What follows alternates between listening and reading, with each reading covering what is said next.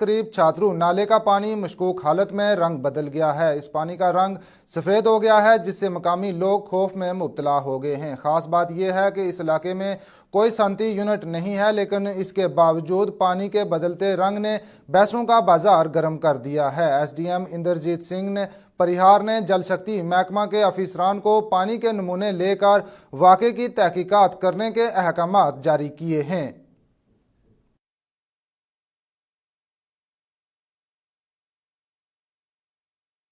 हर team जो है मौके वारदात पर पहुंची और इस कहीं ना कहीं जो एरीगेशन है उन्होंने भी पानी को कलेक्ट किया, पुलिस ने भी इसको कलेक्ट किया और जो है महकमा फिशरीज ने भी इस पानी को कलेक्ट किया और कहीं ना कहीं 1 घंटा के बाद जो है लगभग पानी थोड़ा थोड़ा जो है साफ होता गया। उसके साथ साथ जब फिशरीज महकमा फिशरीज के लोग अपने मकाम पे पहुंचे तो उन्होंने अपने तो जो फार्म यहाँ पे है उनको मछलियों को बचाने के लिए डंडे से पानी को हिलाकर ऑक्सीजन को पूरा करके और मछलियों को बचाने में कहीं ना कहीं रात को उन्होंने सफलता हासिल की। लेकिन जहाँ तक तकाजा जो देसी मछलियाँ जो इस नाले में पड़ती हैं, सैकड़ों के हिसाब से मुझे लगता है उनका लॉस हुआ है, ये प्रॉपर्टी का लॉस हुआ है, क्योंकि अभी हमने कुछ सैंपल यहाँ हमने उठाए हैं जो दरिया के साइड पे पड़े थे और रात के समय में ये कुछ चीज़ ऐसी डाली गई क्योंकि इसमें पीछे नेशनल हाईवे का काम भी चल रहा है। अभी कोई पता नहीं क्योंकि छात्र से नीचे ही ये पानी आया है। तो मेरी एडमिनिस्ट्रेशन से गुजारिश है, DC साहब से गुजारिश है, LG इंतजामिया से गुजारिश है कि इस अनासर को जो शर्त पसंद अनासर है, क्योंकि ये पानी जो बहता है डगडग के लोग और आगे जो मुगल मैदान के लोग भी पानी पीते हैं, दरिया का पानी पीते हैं और इसी का ज़्यादा इस्तेमाल करते हैं।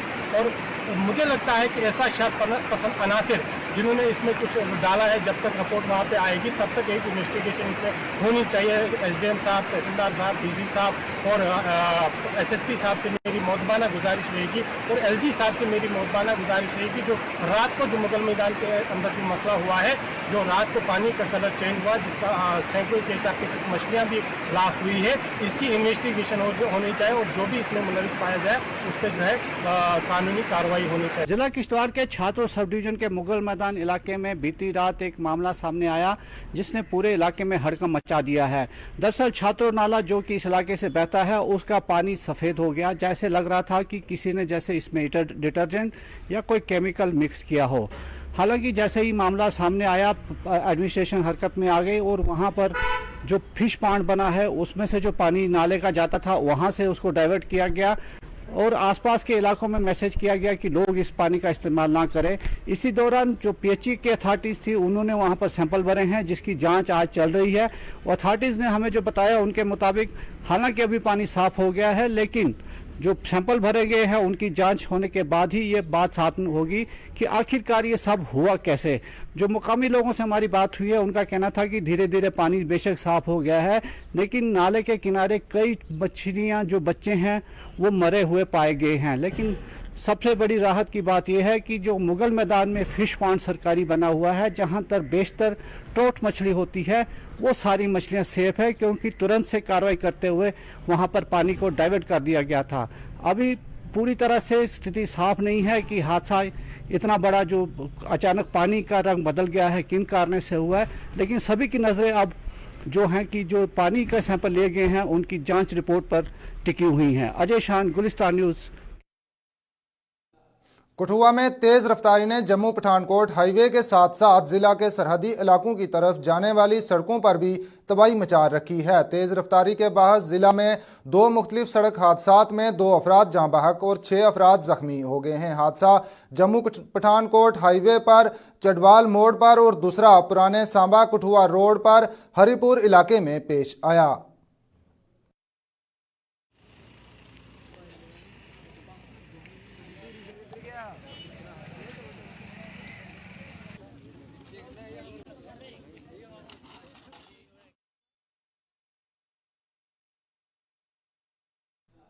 सांबा जिला में पुलिस ने मवेशियों की स्मगलिंग की 2 बड़ी कोशिशों को नाकाम बना दिया है। पुलिस ने पंजाब से वादी कश्मीर ले जाया जाने वाला 20 मवेशियों को बरामद करने के बाद 3 स्मगलरों को गिरफ्तार किया है। मवेशियों की स्मगलिंग की पहली कोशिश सांबा के नाद इलाका में और नाकाम बना दी गई, जबकि दूसरी कोशिश आमतली में नाकाम बना दी गई।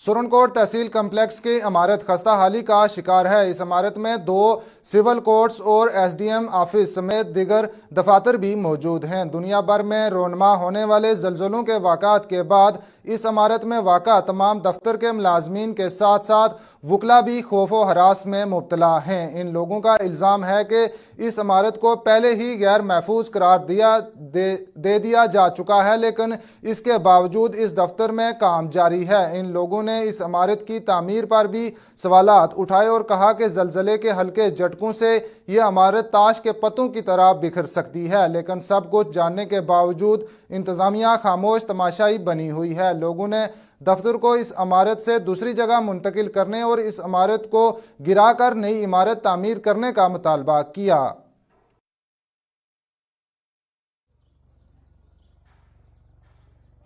दुनिया भर में देख रहे हैं कि ज़लज़ले जिस तरह से आ रहे हैं, दुनिया में एक बड़ा खतरे का माहौल बना हुआ है।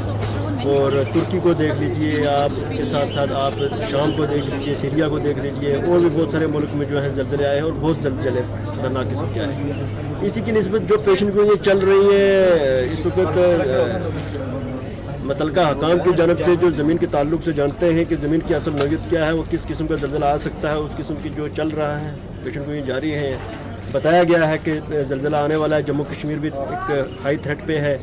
इसी के साथ साथ मैं जहाँ तक समझता हूँ, जो हमारी तहसील कम्प्लेक्स की इमारत है, ये 1999 से कबल की तामीर की गई है इमारत है। इसमें किसी किस्म का कोई पिलर नहीं है, किसी किस्म की कोई कंक्रीट नहीं है, सरिया नहीं है, ये सिर्फ पत्थरों की चुनाई से बनाई गई इमारत है। अगर ज़रा सा भी झटका, मैं ये समझता हूँ 4.3 या 4.5 या 4.67 का अगर ज़लज़ला होता है, इस इमारत में मुनहदम हो जाना है, ये डैमेज हो जाएगी। इसकी निस्बत से मुतल्लिका हकाम ने आज से 2 साल कबल पहले भी इस बिल्डिंग को अनसेफ डिक्लेयर कर दिया हुआ है। यह हमारी डिस्ट्रिक्ट एडमिनिस्ट्रेशन को भी पता है, हमारी तहसील इंतजामिया को भी पता है और मुतल्लिका हकाम को भी। मान लीजिए कि यहाँ पर बड़ा हादसा हो सकता है, यानी पर डे अगर ये गिर जाए, खुदा न खास्ता अगर ये गिर जाए तो 500 लोग जा सकते हैं, जान जा सकते हैं। सरकार से अपील नहीं की सर? हमारी सरकार से यही अपील है, अगर वो सुन सकते हैं तो हमारी यही अपील है कि इस जो ये यहाँ पर कायम शुदा दफातर हैं, इनको यहाँ से मुंतकिल किया जाए और इस इमारत को जो है सरकारी तौर पर अगर इसको मुनहदम करके असरनो तामीर की जाए, मेरी नज़र में ये बेहतर रहेगा। क्योंकि जब जाने चली जाएगी तो फिर NDRF आएगी, रेस्क्यू आएगा, रेड क्रॉस से देंगे, फलां रिलीफ देंगे, लेकिन इंसान नहीं आएंगे।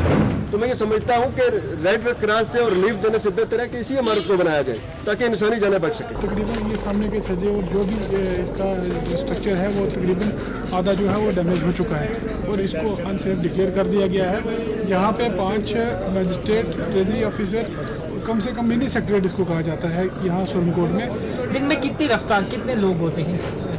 देखो, दिन में सुबह 9 बजे से लेकर शाम के 5:30 बजे तक एट अ टाइम हर वक्त 500-600 लोग इस बिल्डिंग के अंदर रहते हैं। तो ज़रा सा भी अगर झटका हुआ यहाँ तो ये बिल्डिंग मिसमार हो जाएगी, ये गिर जाएगी और इसके कोलैप्स होने से 500-600 लोगों की जान जो है वो एकदम जाएगी। तो ये जो है पहले भी हमने वाज़ा किया था, सरकार के कानून तक जून भी नहीं रेंगी है। इसको जो है वो डैमेज करना चाहिए, इसको असरनु तामीर करना चाहिए और ये लोगों की जानें जो है महफूज करनी चाहिए। अगर डिस्ट्रिक्ट उनके जम्मू कश्मीर रियासत में अगर ऐसा झटका जैसे अभी क्यासराई की जा रही है कि ज़लज़ला होने वाला है, अगर हो गया, ये तो 8-9 को बता रहे हैं, अगर यहाँ 3 का भी हो गया तो उसमें जो है ये सबसे बड़ा नुकसान होगा। जम्मू के सुपर स्पेशलिटी अस्पताल में जल्द ही आर्गन ट्रांसप्लांट की सहूलियत दस्तयाब होगी। ये मालूमात doctor Shashi Sudan Sharma, principal GMC Jammu ने दी। इन्होंने कहा कि अस्पताल में किडनी ट्रांसप्लांट का कामयाब ऑपरेशन हो चुका है और अब अज़ा की व्योपंतकारी की दिगर ऑपरेशन भी जल्द ही शुरू हो जाएंगे। इसके लिए अब लोगों को बीमारी के अज़ा अतिया करने के बारे में भी आगाह किया जाएगा।